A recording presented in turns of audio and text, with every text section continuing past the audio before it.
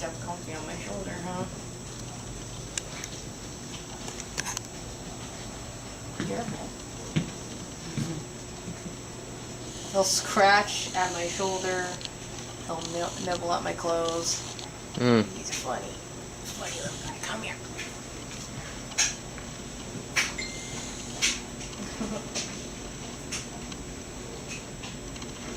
He doesn't seem to like being brushed on a table. He seems to do it much better when he's sitting on my lap. Okay then.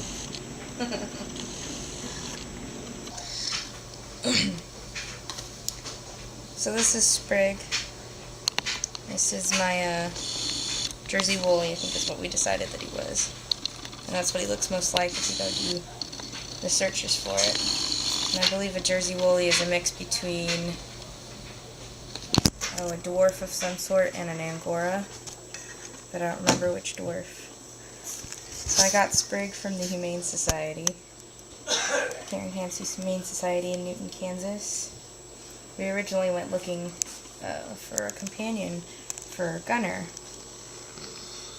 But I had been thinking that, hey, if they had a rabbit that was Angora-ish, then I would think about getting it. And lo and behold, there was Sprig. And that day, they had done something special at the Humane Society. So they had waived all the adoption fees for the animals that were ready to adopt that day. So we got to take Sprig home that day. He wasn't very well handled, and apparently he'd been there once, had been adopted, but then the owners had found out that they were allergic to him, so they had to bring him back. Not being very well handled, and since, I hate to say it, but a lot of people at the Humane Society don't necessarily know how to take care of rabbits in general. He had a couple mats. He wasn't in bad condition, but he did have a couple mats, and he needed to be brushed. So when I walked in, one of my friends was working there at the time. She was taking care of him, and she was talking about him and saying how shy he was. He didn't really like to be handled. He's just very shy, and he was cowering in the back of his cage at that point while we were standing there. And so I was allowed to open up his cage, and I pulled him out, and I held him, and I just petted him and talked to my friend for a little while before I put him back and went to go check on my family. And when I came back to talk to my friend, she says, he came up to the front of his cage and laid down in front of the door. He has never done that before. So, yeah.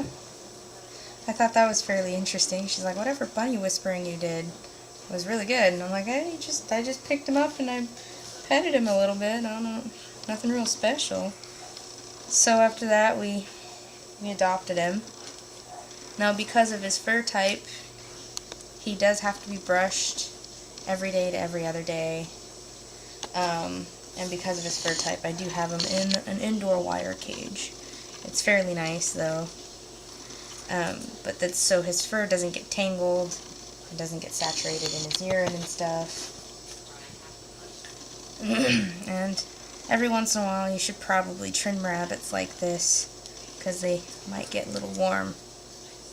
And plus this stuff, I mean, there's a lot of it, so I imagine how much weight that must be. Plus, with this kind of fiber, you can actually spin it, or probably stuff pillows or toys with. You might want to clean it first, but that's one reason I got him, was so that I'd be able to take his fur and spin it or use it. So yeah, he's a really sweet boy. He gets a little grumpy if he's outside of his cage for too long, but I'm finding that he seems to like it better sitting on my lap, or occasionally climbing onto my shoulder, where it's really hard to work on him. But he gets grumpy when you get inside of his cage. He doesn't like people reaching in. He really likes being inside his cage more than he likes being outside of it. But he gets to go outside every time I clean his cage, and then whenever I have to brush him, occasionally I'll pull him out to handle him. But he's never really bitten or hurt anybody, but he does lunge at you if you put your hand in front of his face. And he'll grunt at you and let you know that he's not happy with you being in his space. So he doesn't really like being handled, but usually once you get him out, he's okay. But if you take him near his cage, he's real quick to get back inside of it. Other than that, if he's in his cage and the door is closed and you walk up and stick your nose to the cage, sometimes he'll come up and lick your nose. I've had him try and groom me back too on occasion. When I'm brushing him, he'll lick my arms or start nibbling at my clothes. I'm pretty sure he's trying to groom me back. Maybe out of spite, I'm not sure. But he really is a sweet boy. We enjoy having him around. Huh, Sprig? Yeah.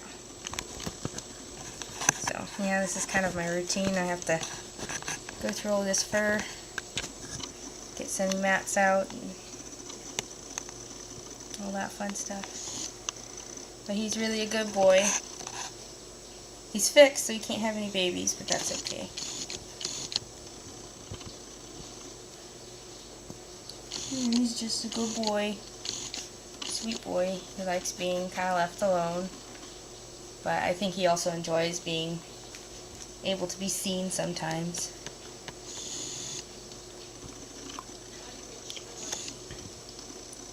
So yeah, this is Sprig. I know a lot of people have other ways that they brush, and some people free-handed it. But I free-handed it once, and I realized that I was cutting so close, it was kind of scary. So I stopped doing that, and I started using this. And I'll just take a little bit of fur. And this way, there's plenty of gap between the skin and the scissors, so I make sure I don't cut it. Might take a little bit longer, might look a little choppy, but ultimately it does the job. And that's what I'm working with. So yeah, and you see it gets a little jumpy. Sometimes he'll attack the brush. See? There was one day where I was brushing him on the table, and he got so mad at me. He started throwing my equipment around. Get a hold of the scissors and throw it off the table. Get a hold of my brush and throw that around. He's been such a good boy today, though. Are you gonna give him a treat? Oh yeah, I'll get his treat when I get him back in. Too bad we don't have any dried mangoes. He seems to like those.